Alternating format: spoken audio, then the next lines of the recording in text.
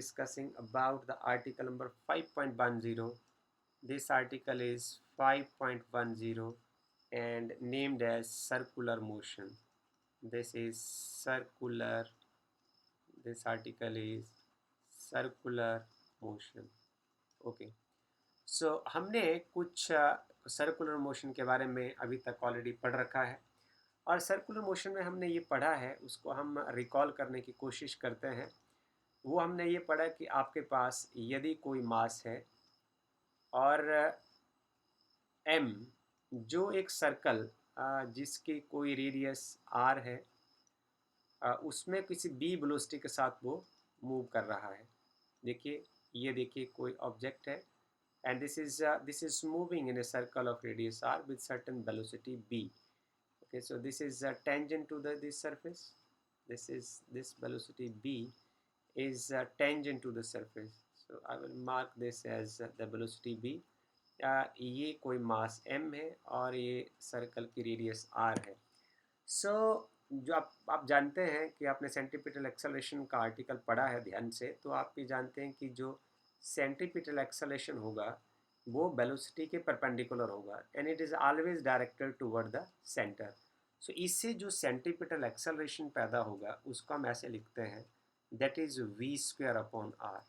Okay, so according to Newton second law of motion, यदि आप acceleration के बारे में जानकारी रखते हैं तो आप Newton second law of motion से ऐसे लिख सकते हैं कि सेंट्रीपिटल फोर्स क्या होगा, वो होगा मास टाइम सेंट्रीपिटल एक्सेलरेशन। तो इसको फर्दर आप ऐसा लिख सकते हैं m और इस पार्ट को आप यहाँ रख दीजिए, ये आ जाएगा m v square upon r। So this is our equation number 1।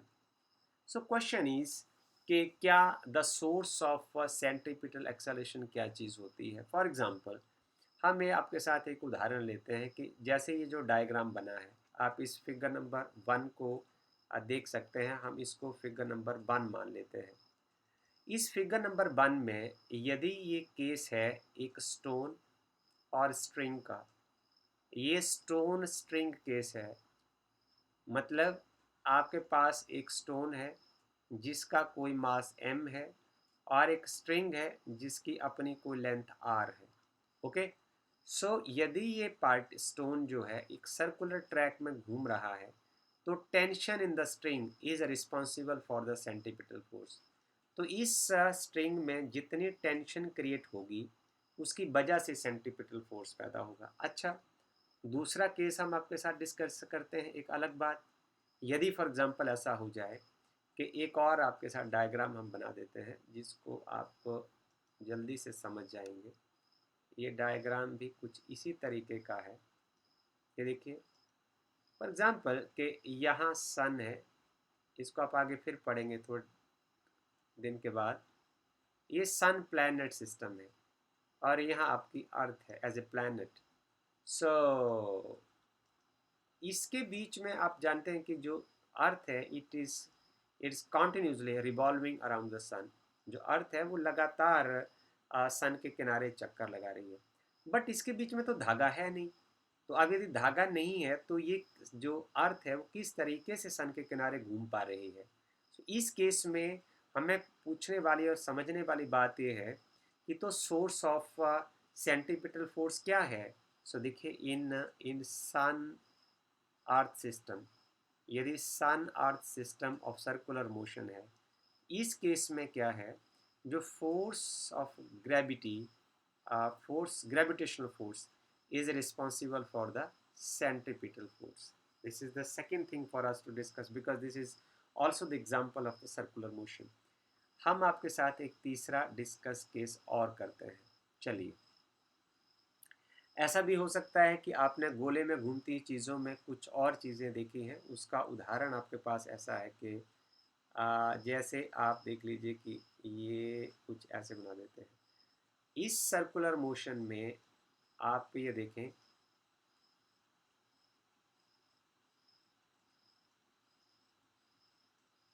इस सर्कुलर मोशन में आप ये देखें कि एक कार है।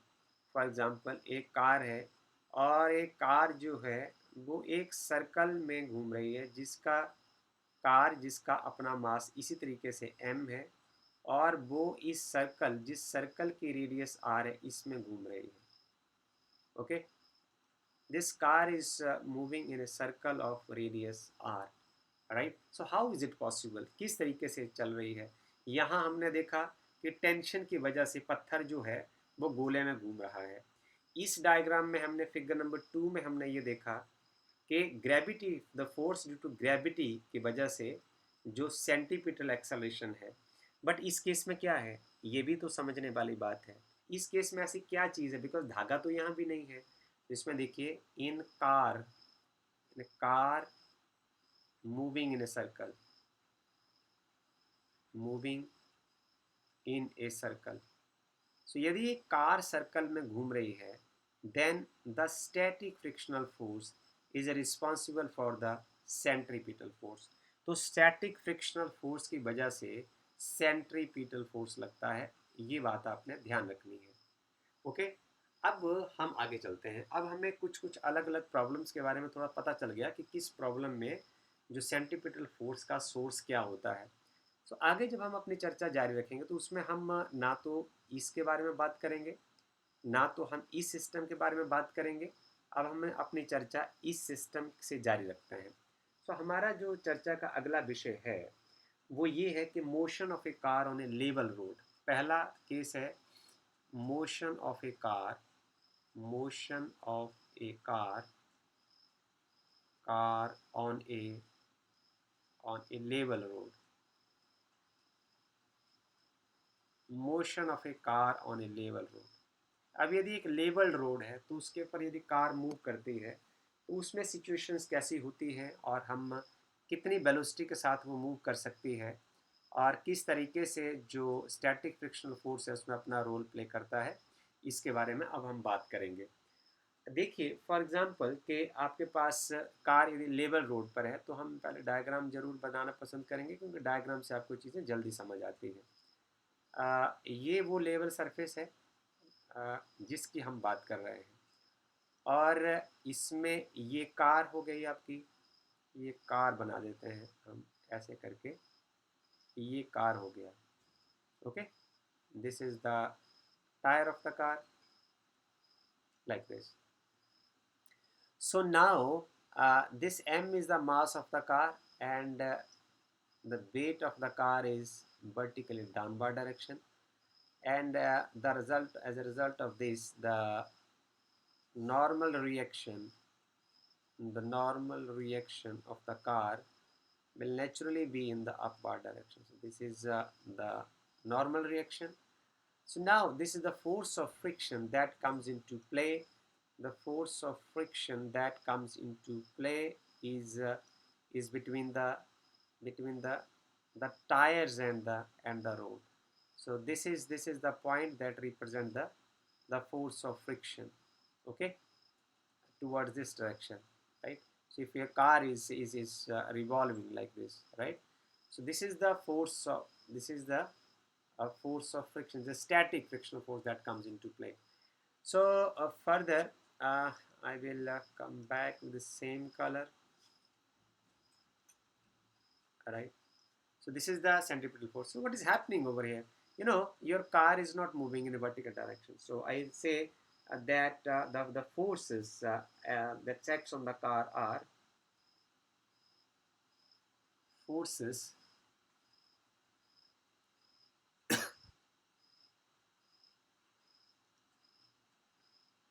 acting on the car are, कौन कौन से फोर्स इसके ऊपर एक्ट कर रहे हैं आप ध्यान से देखिए जरा, आपको सामने दिख रहा सब कुछ.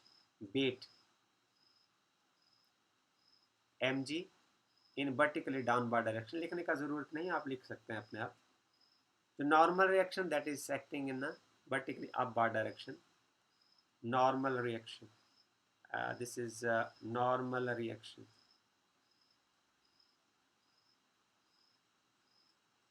And third force is force of friction, force of friction. This is third force that is acting on the car. So what actually we are watching over here, इसमें हम देख क्या रहे हैं, हम उसमें ये देख रहे हैं your car is not moving in in vertically upward और डाउनवर्ड डायरेक्शन. सो देखिए प्रैक्टिकली आप देखिए sum of all the forces along by direction is equal to 0. So car is not moving up and down because car is not moving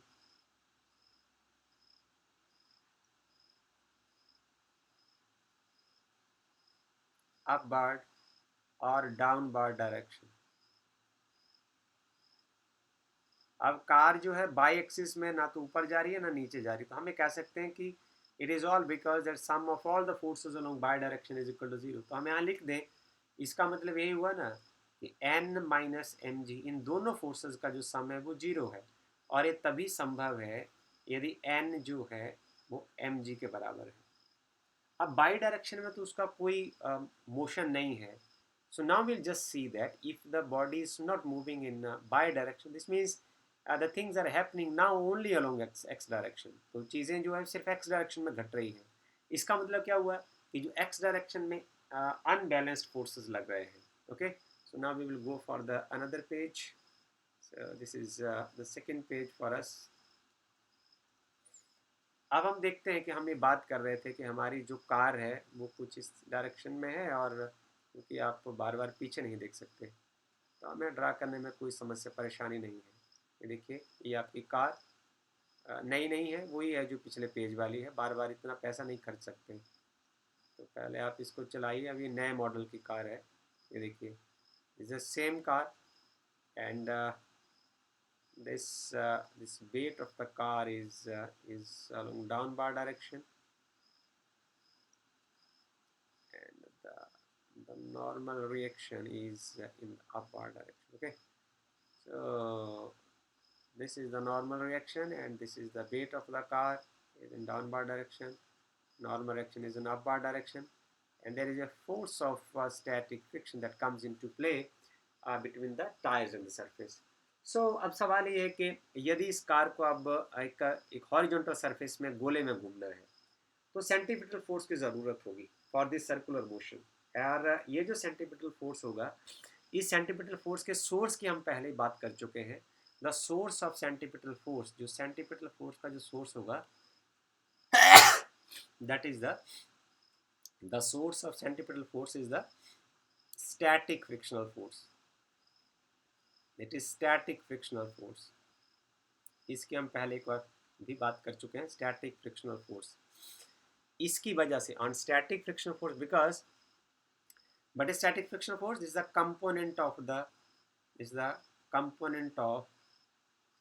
component of contact force. आपने पढ़ा है पहले कि जब दो चीज़ें एक दूसरे के कांटेक्ट में आती हैं तो एक कांटेक्ट फोर्स लगता है, और कांटेक्ट फोर्स के दो कंपोनेंट होंगे. एक कंपोनेंट ये नॉर्मल रिएक्शन की ओर और एक कंपोनेंट अलोंग द सरफेस. ये जो सरफेस के अलोंग लगता है इस कंपोनेंट ऑफ कांटेक्ट फोर्स को, this is component of contact force that is a frictional force. इसी को हम फ्रिक्शनल फोर्स बोलते हैं. क्लियर हो गया? And that exist between the tyres and the road. It exist between tyres and road.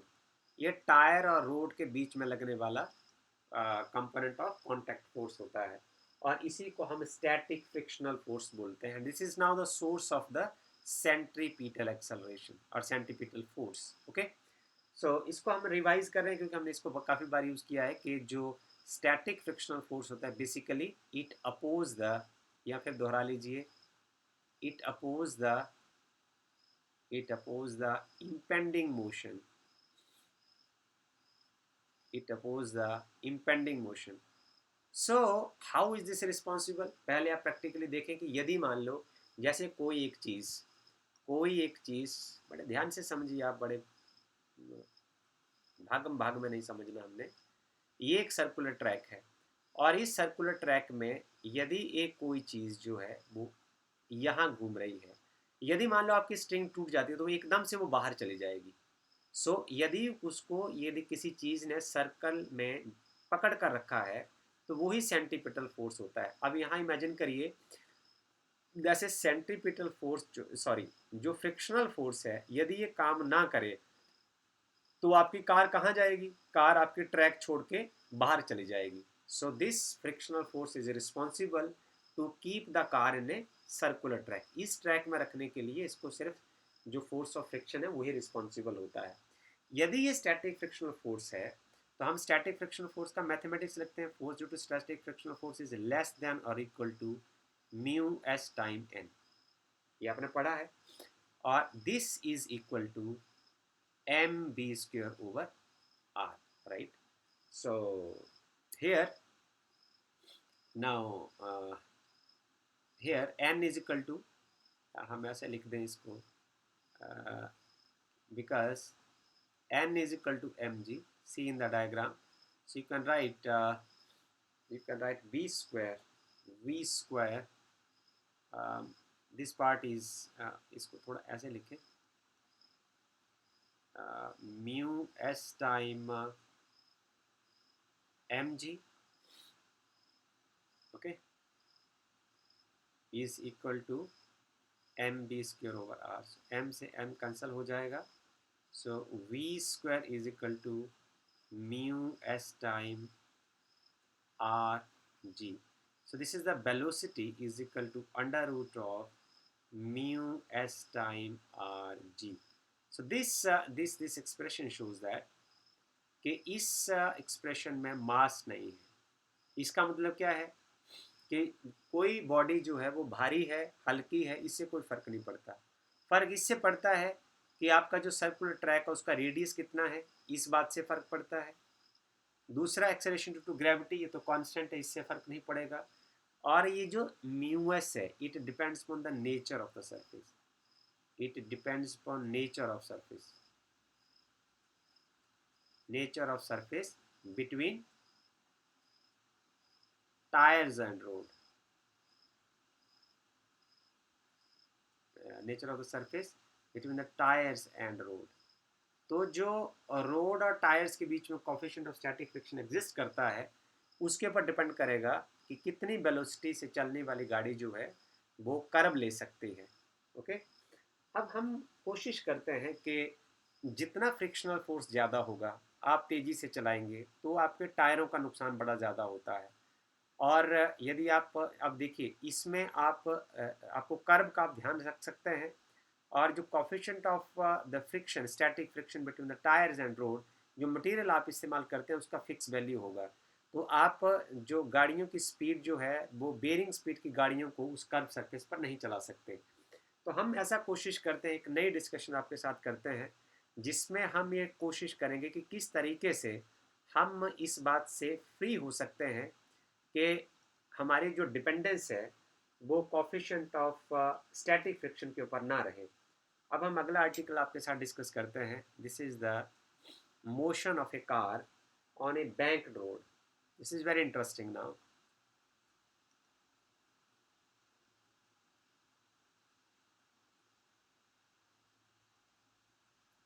एक line खींच लेते हैं।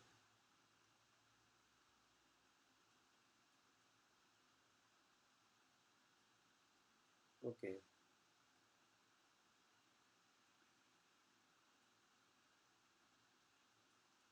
so now our next article is the motion of a car on a banked road.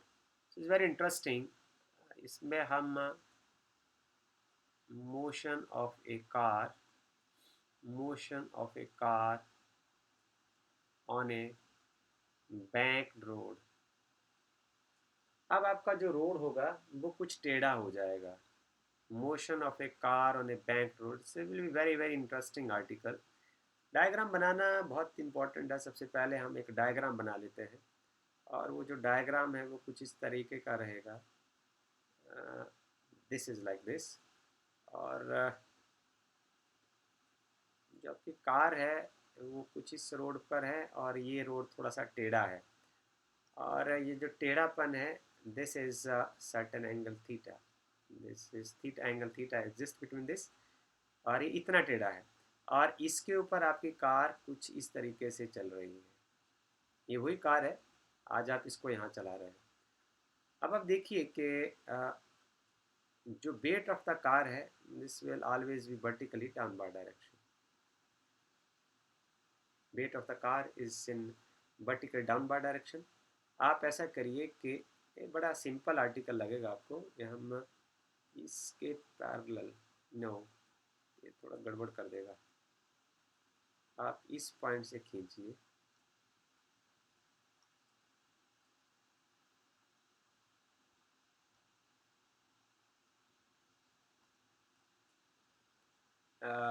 this is the weight of the car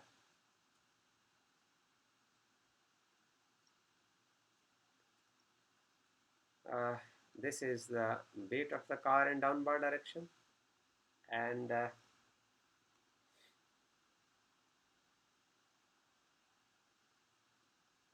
this is the normal reaction, this is n, right? So just draw a line parallel to this.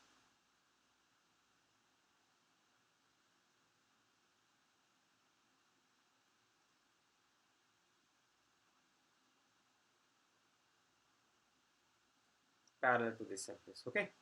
So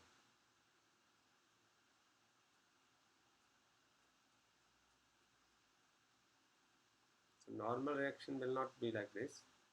So normal reaction will be normal to the surface. So this is what the normal reaction is. So this is the normal reaction. So you can take this side as a normal reaction. So this is representing the normal reaction. Okay. So this angle is once again theta. This is also theta. So this is the force of friction. Now you have to see a bit carefully. आपको इसको थोड़ा ध्यान से देखना पड़ेगा. अब this angle is also theta. So this component will now be resolve it. This component is n cos theta, and this component is also this component is n sin theta. This is the force of friction. This component is force of friction. Resolve it. Now this component is f cos theta, and this component is f sin theta. See carefully. So अब आप ऐसा देखिए कि sum of the forces along x and y direction are. अब आप इसको देखिए जरा, डायग्राम जो है कुछ तंग जैसा बना है. आप यहाँ देख सकते हैं कि ये जो इस डायरेक्शन में, अब in this direction there is a centripetal acceleration, so that is mb square over r. So this points the centripetal force. Okay, so centripetal force now here in this case is it's fc. This is centripetal force.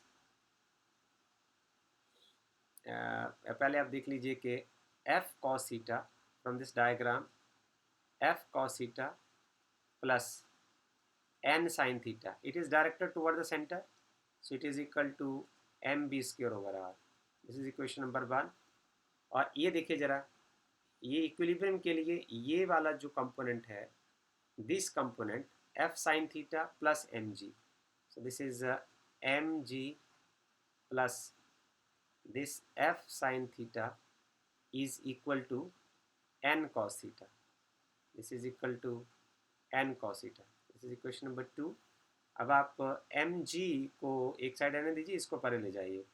अब आप इसको लिख सकते हैं mg is equal to this fs. This is the force due to static friction, that is mu s time n. So you can write this is n cos theta minus, in place of f you can write mu s n sin theta. Okay, this is equation number 3. और यहाँ इस equation को आप कैसे ले सकते हैं, equation number 1 को, this is mb square over r is equal to, in place of f you can write mu s n cos theta plus n sin theta. This is equation number 4. So अब mathematics करेंगे हम, उसके बाद इसमें physics अभी तक कम रहेगा. Equation number 4 divided by equation number 3, divide कर दीजिए. आपके पास आएगा लेफ्ट हैंड साइड को लेफ्ट हैंड साइड से डिवाइड कर दीजिए, mb स्क्वायर ओवर r, और आपने mg से इसको डिवाइड कर दिया। इक्वेशन नंबर 4 को पहले लिख लीजिए, that is mu s n cos theta plus n sine theta upon, equation number 3 लिख दीजिए, this is n cos theta minus mu s n sine theta.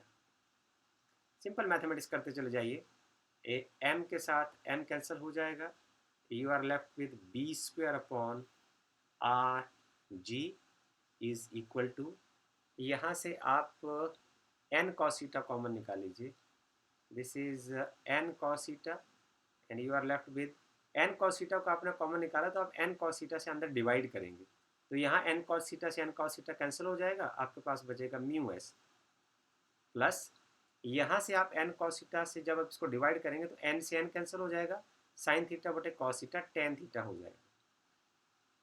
Okay, नीचे वाले पार्ट में चलिए, नीचे वाले पार्ट में भी आप n cos थीटा कॉमन निकाल लीजिए, अपना निकालिए n cos theta common, n cos theta common निकाला तो n cos थीटा से आप यहाँ भाग देंगे, n cos थीटा को n cos थीटा से भाग देंगे, 1 बचेगा माइनस, इस पार्ट में आप यदि n cos थीटा से भाग देंगे तो n कैंसिल हो जाएगा, म्यू एस बच जाएगा और साइन थीटा बटे cos थीटा, आप देखिए ना यहाँ mu s n sine theta है, इसमें से आप इसको आप अलग रखिए, इसमें से आप n cos थीटा कॉमन निकाल रहे हैं, भाग देंगे इसके साथ, n से n कैंसिल हो जाएगा, ये बच जाएगा म्यू एस साइन थीटा बटे cos theta is tan theta, so I will write it like this tan theta, right.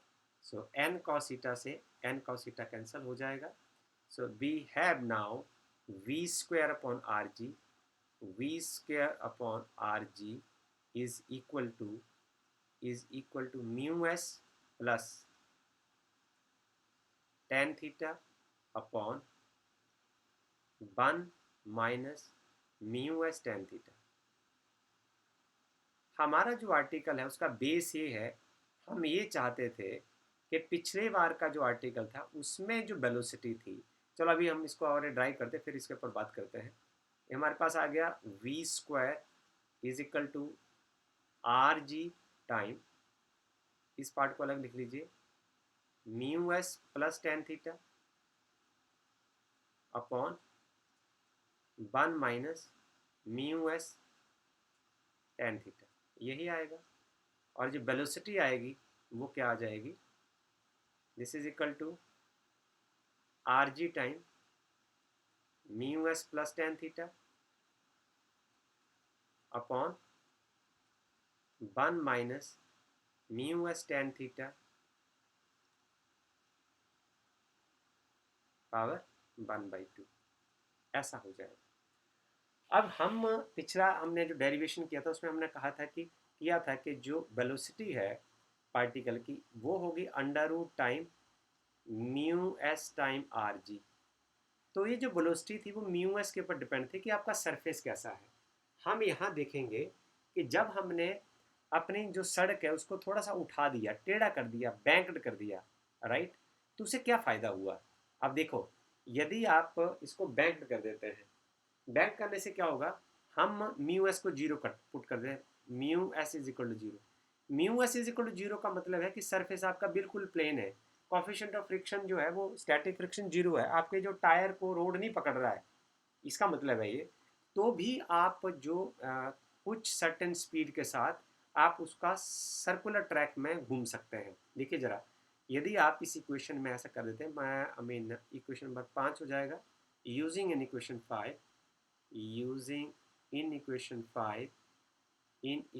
5 we have, देखिए ज़रा क्या फ़र्क पड़ता है, आपकी जो वेलोसिटी ऑफ द कार होगी, ये देखिए गौर से, ये वाला पार्ट तो जीरो हो गया, नीचे वाला पार्ट में 1 रह जाएगा, वहाँ आप म्यू एस की जगह जीरो पुट कर दीजिए ना, आपके पास बचाएगा आर जी, नीचे वाला पार्ट से यहाँ से बचेगा 1, क्योंकि यहाँ से जीरो पुट करने से सारा पार्ट जीरो हो जाएगा, यहाँ आप जीरो पुट करेंगे सिर्फ tan थीटा बचेगा।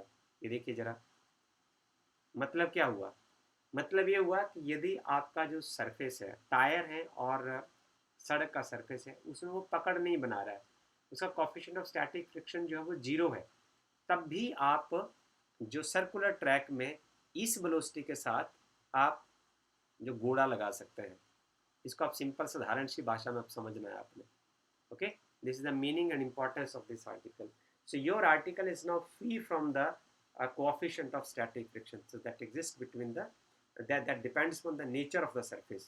So इस केस में क्या होगा, यदि आप इसको कर्व ज़्यादा दे देते हैं, यदि ये जो कर्व है, ये एंगल जो है उसका आप ध्यान रखते हैं, तो यदि उसमें frictional force coefficient of static friction between the tires and road is equal to 0, तो क्योंकि इसके होने से क्या होता है, टायर आपके ज़्यादा घिसते हैं, तो ज़्यादा टायरों का नुकसान नहीं होगा. There is no more wear and tear of the tyres. This is the use of this formulation.